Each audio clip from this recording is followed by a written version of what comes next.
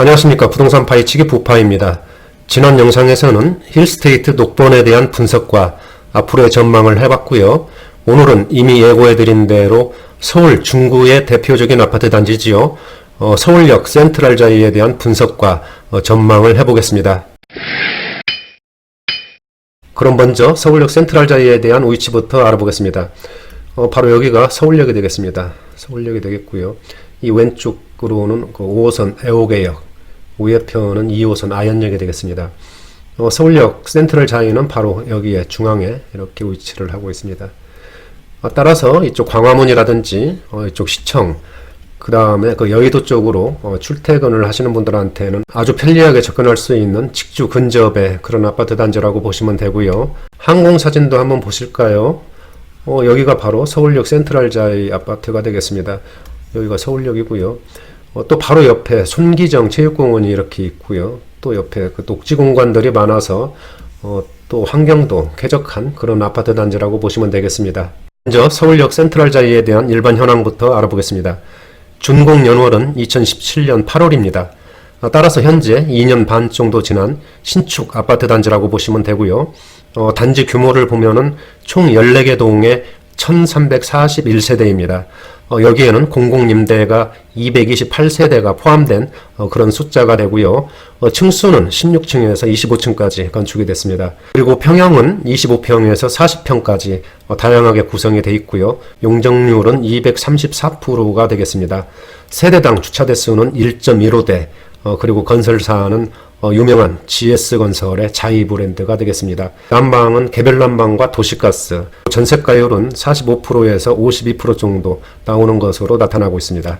다음은 서울역 센트럴자이에 대한 장점과 단점은 무엇인지 알아보도록 하겠습니다. 먼저 장점으로는 첫째, 여의도라든지 시청, 광화문 등 도심 업무지구 접근성이 아주 편한 그런 직주 근접의 입지를 가지고 있는 단지라고 볼 수 있고요.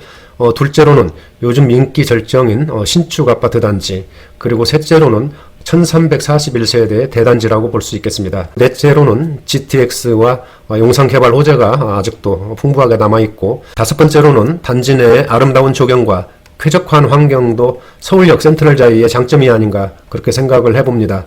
이 밖에 훌륭한 커뮤니티 시설도 서울역 센트럴자이의 경쟁력이라고 생각할 수가 있겠습니다. 그럼 반대로 서울역 센트럴자이에 대한 단점은 무엇이 있는지 알아보겠습니다. 우선 단지가 언덕에 위치하고 있습니다. 그렇다고 엄청난 언덕은 아니지만 동에 따라서 특히 어린아이가 있는 가정은 좀 불편할 수도 있겠네요. 두 번째로는 주변에 학원이라든지 생활 인프라가 크게 발달되지는 못한 것 같습니다. 따라서 이 점도 조금 아쉬운 점이라고 할 수 있겠습니다. 그리고 현재 등기가 나지 않은 것도 한 가지 흠으로 작용할 것 같습니다. 다음은 서울역 센트럴자이에 대한 시세 현황을 알아보겠습니다. 먼저 실거래가인데요. 서울 부동산 정보광장에 등록된 최고가를 기준으로 말씀드리면 25평은 12억 원까지 거래가 됐습니다. 2019년 12월 7일 날 거래가 됐네요. 6층에서 거래된 건이 되겠습니다. 34평은 14억 1,500만 원까지 거래가 됐습니다. 금년 1월 8일 날 6층에서 거래된 그런 내역이 되겠습니다.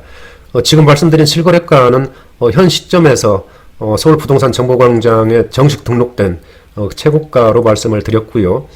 최근에 거래는 됐지만은 아직 실거래가 등록이 되지 않은 그런 매매건도 있을 수가 있으니까 이 점은 참고하시기 바랍니다. 그리고 서울역 센트럴자이 현재 호가를 보면은 25평은 12억 5천만 원 내외, 그리고 34평은 14억 5천에서 15억 원 내외로 이렇게 형성된 것을 볼 수가 있습니다. 전세가도 한번 볼까요? 전세가를 보면은 25평은 6억 원 선, 34평은 7억 5천만 원 정도 이런 수준을 보이고 있습니다. 다음은 서울역 센트럴자이에 대한 전망을 해보겠습니다.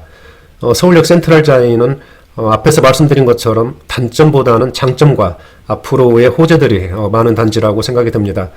특히 여의도라든지 광화문 시청, 그리고 종로 등 도심 업무지구에 직장이 있으신 분들이 거주하기에는 너무 좋은 단지가 아닌가 그렇게 생각을 해봅니다. 따라서 서울역 센트럴자이 입지 조건과 앞으로의 그 GTX라든지 용산역 개발, 이런 예정된 호재들을 볼 때 앞으로도 장기적으로는 상승세가 지속될 것으로 분석을 해봅니다. 하지만 지금 당장은 부동산 시장이 위축되어 있고 거래도 한산하기 때문에 급하게 매매하는 것보다는 관망 모드를 유지하는 것이 현재로서는 좋아 보입니다.